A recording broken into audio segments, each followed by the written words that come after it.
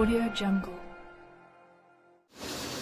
एक समय था कि हमारे परिवार समाज में बच्चे गुड्डे गुड़ियों व अन्य वन के पशु पक्षियों के खिलौने अपने हाथ की कला कौशलता से बनाते थे और लोगों को उपहार देते थे।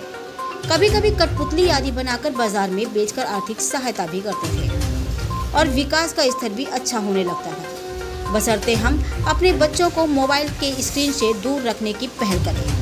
वास्तव में इस माध्यम से उनको कार्य की कला कौशलता भी निखरती है और प्रकृति के साथ वन आदि पशु पक्षियों के रूप में बहुपरिचित भी हो जाते हैं। एक पहल मोबाइल स्क्रीन से बच्चों को दूर करने की करते हैं appeal ACC of national team member नई दिल्ली राजेश गुप्ता जी। हमारे बच्चे गुड़ियों से खेलते,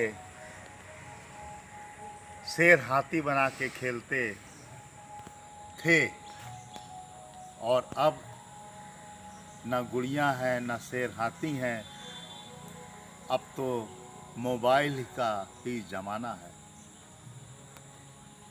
और उन गुड़ियों से गुड्डों से जब बच्चे खेलते थे तो बहुत से जंगली पशु पक्षियों को भी बनाते थे और गुड़ियों को भी बनाते थे। छोटी छोटी जो कतरन होती थी कपड़ों की, उससे कभी कभी मट्टी को लेकर, क्यारी की मट्टी को लेकर उससे छोटे छोटे पशु पक्षी बनाते थे। चेहरे बनाते थे कि ये हाथी है, ये शेर है, ये कौवा है, ये तोता है, ये मोर है और कोशिश करते थे उसको रंग कर बहु रूप में लाने की, उसी तरह के दिखने के रूप में लाने की। मगर हमारे आपके इस मोबाइल ने उनके इस कार्यों से वंचित कर दिया और उनकी कला कौशलता में बहुत कमी आई।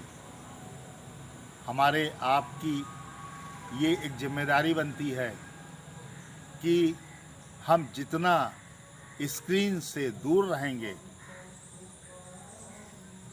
बच्चों के लिए, या बच्चे दूर रहेंगे स्क्रीन से अपने कार्य के लिए, उतने बच्चे अच्छी तरह से समझदार और वास्तविकता को समझने की कोशिश में पूर्ण तरह से निपुण होंगे। बहुत से ऐसे कार्य जो हम घर में करते थे, अपनी किताब का जो कवर है वो बना के चढ़ाना, डपटी ला के काट कर गुलदस्ता बनाना, कभी कभी छोटी छोटी ऐसी सजावट की चीज़ बनाना जो देखने में अच्छी लगे।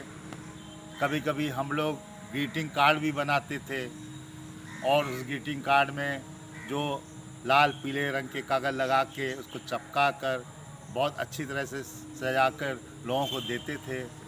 बहुत से ऐसे त्यौहार, जन्माष्टमी, शिवरात्रि और बहुत से ऐसे त्यौहार जिनमें हम लोग अपनी उन दफ्तियों से, थर्मोकोल से और पन्नियों से काट काट के, कैंचियों से, गोंद से बहुत कुछ सजावट हम लोग लाने की कोशिश करते थे।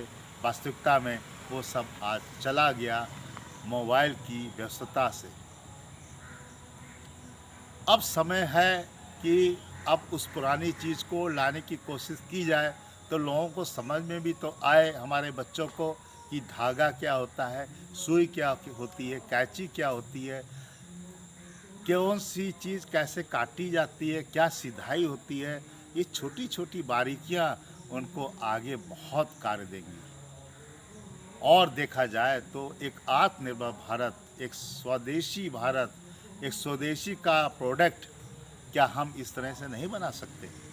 क्या हमारी जो कलाकृति की कौशलता है क्या विलुप्त हो गई है? नहीं, हमने उस तरफ अपने को ध्यान हटा लिया है। अब हमारे बड़े लोगों की जिम्मेदारी बनती है कि अपने बच्चों को और स्वयं अपने को ऐसी कोशिश करनी चाहिए कि अपने हाथ से ऐसी चीज़ें बनाएं जो वास्तव में हमारी स्वदेशी और आत्मनिर्भर भारत की कहानी को विदेशों में लेकर जाने में एक ऐसी पहल हो जो वास्तव में भारत की पुरानी शैली को याद दिलाए, याद करे। आइए हम सब लोग इस पर सोचें, विचार करें और इस कार्य में एक आत्मनिर्भर भारत के लिए ऐसा उत्पाद बनाएं जो हम घर बैठे कर सकते हैं। और घर बैठ के करने में अगर हमें आर्थिक मजबूती और सहयोग मिलता है तो इसमें हमको बहुत खुश होना चाहिए कि ये तरीका हमारे देश में जो चल रहा था अब उसको और आगे उठा के लेके चलना है, जिससे कि हमारी ये कलाकृति की कौशलता विलुप्त ना हो और आगे चलकर ये हमें आर्थिक रूप से मदद करे और हमारे देश का विकास करे और हम आत्मनिर्भर भारत को जो कहते हैं उसको पूर्ण रूप से प्राप्त करने में हम सफल हों। जय हिंद, जय भारत।